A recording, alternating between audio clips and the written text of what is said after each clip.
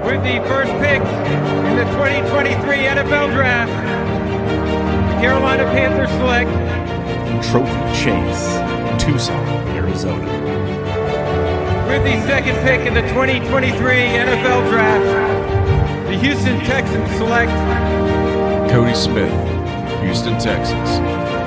The fantasy draft room is now on the clock.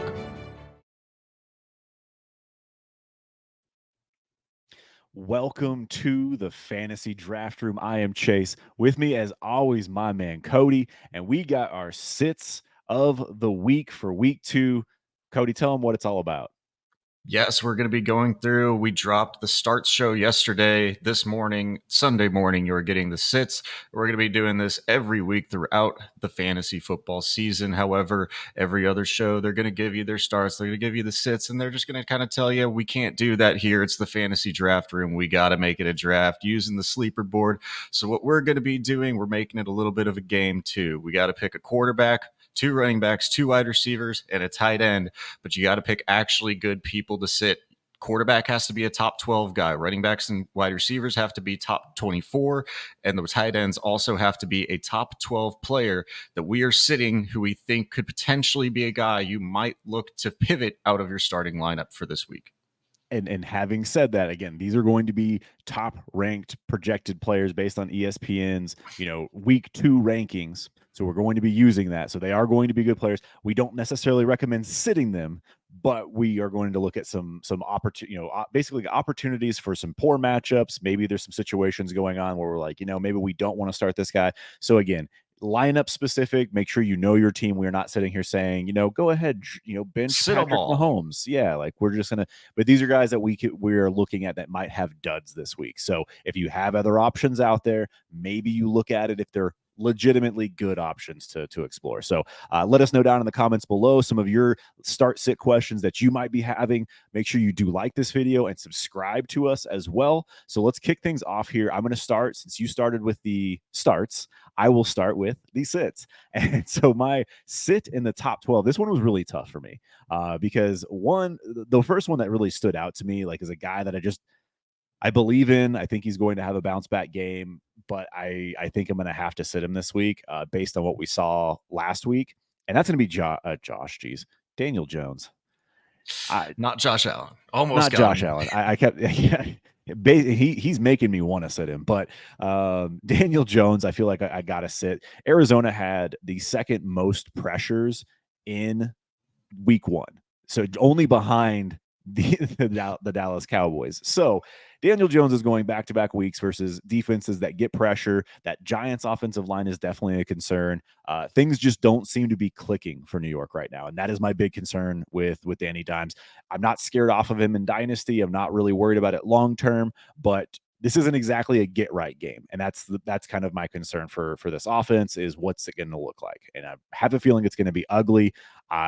If you do have Daniel Jones as your starting quarterback, I might actually explore some other options. I think there might be some options on waivers, or you might be rostering another quarterback that could potentially pop for you this week. So that is my sit of the week at quarterback. And starting it off very spicy because I'm pretty opposed to that one. I think that it was just 1 week, and it's the Washington Commanders are also not very good at football against the Arizona Cardinals, and that's why they got all of their pressure. I think the New York Giants have a really, really good bounce back game here in week 2, and Daniel Jones gets back to being what we thought he could be, becoming a top 12 quarterback this week. At least we're hoping. For me, it's a win-win. Like, if I'm right on this, then great, and if not, I'm really happy for all my Dynasty shares. Exactly. But then I'll get into mine. I'm gonna go with one that I've got between 2 guys. We're not picking another quarterback, so I'm just gonna go between the 2 of them. Tell you them both. It's Deshaun Watson and it's Anthony Richardson. Deshaun Watson with both of these guys with interdivision matchups are going to be a little bit tougher, a little bit more studied. But I'm actually just going to go with Anthony Richardson. I'm going to do it. They gave Lamar Jackson trouble. This Texans defense gave Lamar Jackson troubles in week 1. Now they were also on the goal line, and if Anthony Richardson rushes in 2 touchdowns instead of what Lamar did last week, then he's going to have a very good fantasy game. But I think if they can keep him outside of the end zone on his legs, I think they could actually hold this Indianapolis Colts team to a pretty low number and have a grind it out style game in week 2 between these two teams. So I'm going to go with Anthony Richardson. I do like that one as well. He was one I looked at. Houston's defense has definitely improved. Will Anderson has definitely made an impact for that team, and so they're doing the right things right in Houston. I do like what they've done, other than giving up their first next year. So, yep, don't mind that pick at all. So let me jump into the running backs now, and this is where things got a little bit tough for me. It was one of those things where there are some names that I just you don't really want to sit them, right? Like there's some names at the top here where you're just like, yeah, Saquon Barkley, Arizona, what's that offense going to look like? But he's going to get touches. Like you're not going to sit him, but if you have other options, it's tough. So my guy actually for my first one is going to be James Cook. He's number 13 in the weekly projections for Buffalo. Just a very inefficient running back. And I think that's my biggest, we've had knocks on him coming out of Georgia. I just never really thought James Cook was going to be that guy, and they gave him some opportunities last week. He had a few targets. It just doesn't seem like that role for him is it.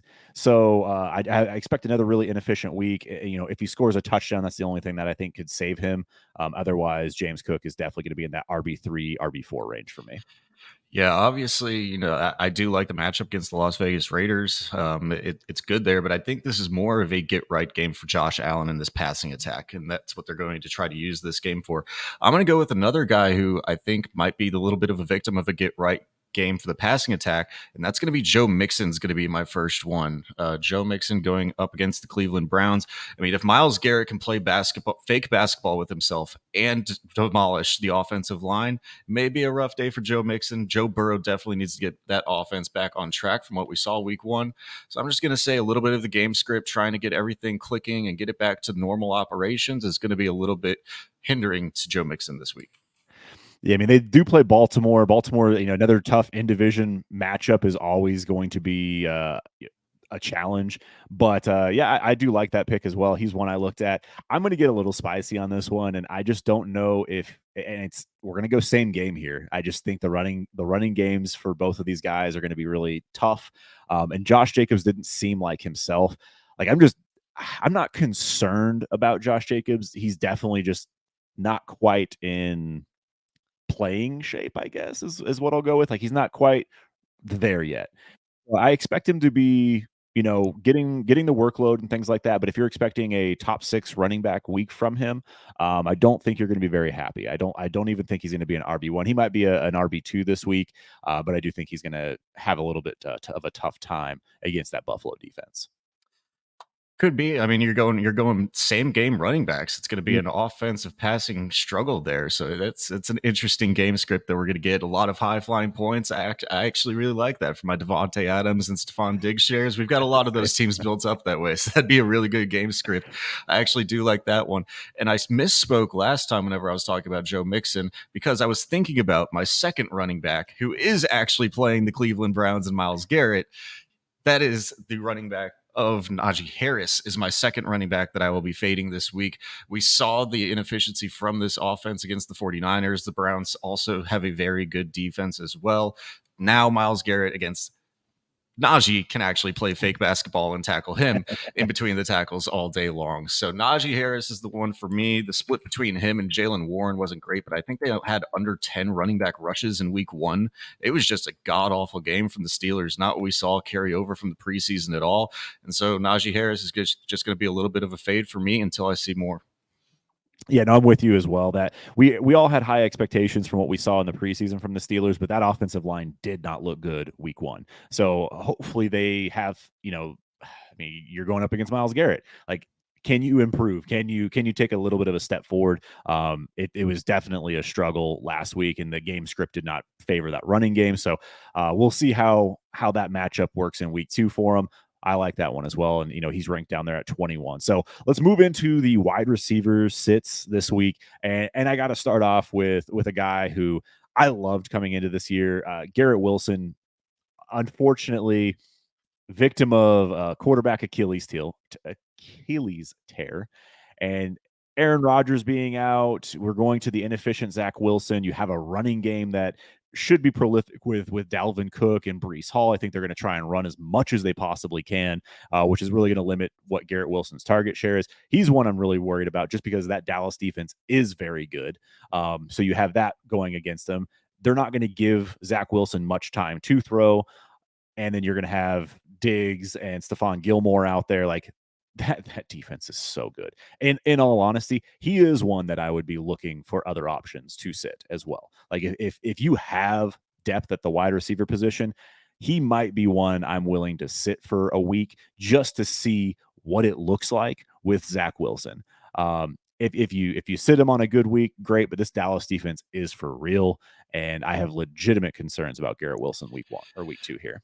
It's just the Zach Wilson effect, right? I mean, obviously, if Rodgers was still out there, you'd be firing him up, and he would probably be projected, even against the Dallas Cowboys defense, he'd be projected to be a top 12 wide receiver.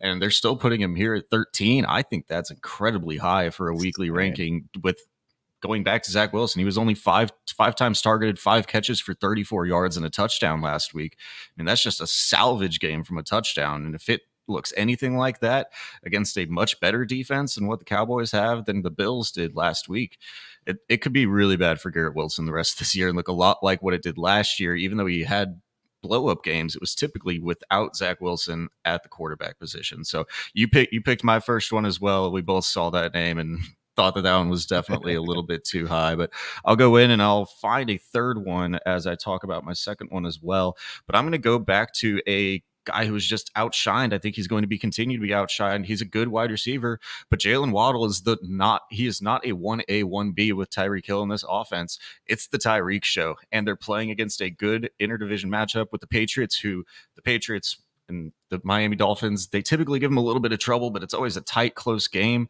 I do believe that Jalen Waddle could be a little bit hampered by this New England Patriots defense this week and see a pretty significantly reduced workload comparatively to Tyreek Hill, unless they put 3 guys on him and triple cover him the entire game. Then Jalen Waddle might have the game. Then it's a possibility, right? But I think that's a tough thing with that Miami offense is you have both of those guys to cover. And so like if you cover Tyreek too much, Waddle will get open. You cover Waddle too much, Tyreek's going to be doing his thing out there.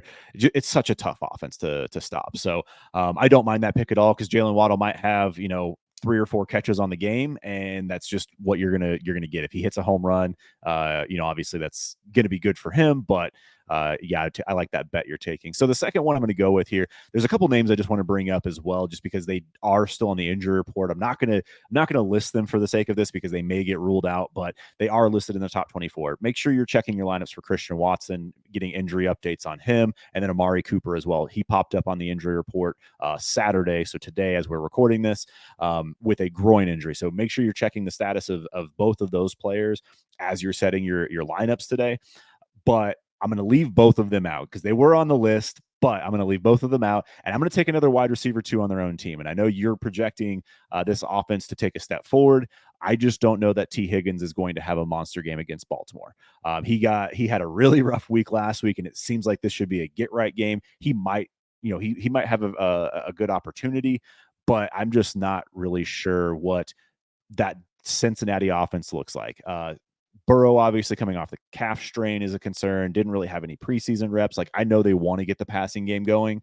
I just don't know that T. Higgins is going to have some monster performance. I could see him being stuck under 10 points a game for this week unless he scores a touchdown. So going to be a very, very interesting one to watch, and that's why I'm going to put him on my sits. Yeah, if he gets 8 targets and 0 catches again, he's definitely deserving of being on this list for a while. It does need to be a get right game. And I fully understand why. I believe they're going to have the bounce back, but man, that was so bad week 1 that I don't know if you can figure that all out within a week. It's the Cincinnati Bengals. It's Joe Burrow. This offense will get there. However, they always start slow. They started slow last year whenever we thought that maybe they had actually regressed, and then they went in week 4 and then they started rolling through the rest of the NFL. That's kind of what they do almost every year. And especially with Joe Burrow coming off the injury, nobody was playing within the preseason most of the time. So it's just going to take a little bit longer for these guys. And with a tough matchup, like you said, against Baltimore, could see that being a little bit tougher of a matchup for week 1. But I'll get into my replacement wide receiver. I'm going to play the game a little bit here. I'm going to play the game. It's wide receiver 24 on the list, just barely sneaking in. Jerry Jeudy in his first game back. You took mine in the Garrett Wilson pick to start it off, so I had to pivot. And I don't like being this cheeky on it, but no, we're going to go with Jerry Jeudy. Obviously, the first game back, coming back from a hamstring injury. You've got Cortland Sutton there. What does the matchup really look like against Washington? It's probably a lower scoring game. I'm just not, honestly, this is one, like if I do have him in my leagues, I'm not starting Jerry Jeudy week 1 back. No, I completely agree with you. I looked at his name as well. I was trying to get, a little spicy with some of these, but yeah, no, I'm right there with you. Jerry Jeudy week 1 back. While I hope for the best for that Denver offense, and if he is healthy, he could have a very good game. I just don't like starting players week 1 right after injury, especially for someone who is consistently injured and for an offense that hasn't been exactly prolific. So don't mind that one at all. So let's move on to the tight ends here. This one I did struggle with. This one was a little bit of a debate for me because there's a guy that's in the top 5 that I wanted to list, and I think I am going to stick with him. But I'm going to go with George Kittle. I am going to go with George Kittle, and I love the talent. I know George Kittle any given week can absolutely smash. He can have 9 targets, 10 targets in a game with 8 catches, 120 yards, and 2 touchdowns. But he can also get 5 targets, 3 catches, and 25 yards. And when you're listed in the top 5 like this, it's just one of those types of games where Kittle over the past 2 years, actually, he's averaged 10 points or less against the Rams. It's just under 10. Don't have a great feeling about this one. It feels like Ayuk we're seeing his breakout. Debo got utilized quite a bit last week as well. And this running game is just going to smash. So I think Kittle's going to be in line blocking a little bit more, and I fully expect a clunker of a game from George Kittle. That's just kind of my top 12 guess here. Yeah, he is a perfect, love him a lot more in best ball than I do in lineup because it is difficult. Kittle just has, like you said, those 30-yard games, and then he'll have 102 touchdown games. And that's kind of where he gets all of his production in is the spike weeks. So it's a hard thing for me to bet on George Kittle week to week, but it's just kind of playing a little bit of roulette to see if you land on the good week. So hopefully for your sake, you're missing that spike week this week against the Los Angeles Rams. I believe they're playing this week, correct? Yeah. Correct. So we'll see what that matchup looks like. Obviously, they were better than we expected week 1 being the Rams, but I'll get into my tight end fade. I didn't use the quarterback. I didn't stack the quarterback and the tight end, but I said Deshaun Watson was a little bit of a fade for me this week, and I'm going to go with his tight end. The only thing here, if Amari Cooper's out, it could mean a little bit more of an increased target share for David Njoku, but with this just being a grinded out style game, with me not really trusting this Browns offense as of yet, and then they're still actually rolling out 3 tight ends as well. They've still got Jordan Akins rolling through there. They've still got the other guy. Harrison Bryant scored the touchdown last week. So it's just, man, is he the one that's actually getting all the yards, all the catches, and does he get the touchdown? I think he's probably going to need that type of a game to be able to get and hit for your fantasy lineups in a meaningful way. He had 3 targets last week, so I love that one. In fact, I probably should have picked him. I just wanted to get a little spicy with that Kittle take. But Njoku only getting 3 targets, seeing Harrison Bryant do his thing. Deshaun Watson will distribute the ball, and so he'll find out who's ever open. He also has that connection with Akins. So if any given tight end on any given Sunday could pop for that team. And if Amari Cooper's out, I do think that might favor Njoku. Love the bet. I think you might smash me week 1, man, in both of these. So I think next week I'm going to get a little more strategic. You went a little bit more spicy than I did in week 1, and then I had the ability to go first on the starts. So we'll see. But this one for the sits, we're trying to get the lowest score possible between all of these guys that are ranked and are probably in your starting lineups. However, maybe just take a look at that bench. Maybe you have a Zay Flowers that you weren't expecting. Do you want to start a Puka Nacua over Garrett Wilson in week 2? I don't think anybody could have projected that, but that's the Rams might not possibility. Rams might not even start Puka Nacua week 2. I think he might be. Oh yeah, he popped up on injury report as well, so definitely monitor that one too. But no, it's a lot of these guys. There's probably going to be a couple of smash ones on this set list. Like we're trying to go real high up here, but give you a little bit of the information about why it might not be as prime time of a high explosive matchup as you might think. Absolutely. So let us know your thoughts down below. Let us know your starts of the week, sits of the week as well. Some of your questions, as I mentioned at the start. Like this video, do subscribe to the channel, and thank you so much for joining us here in the Fantasy Draft Room.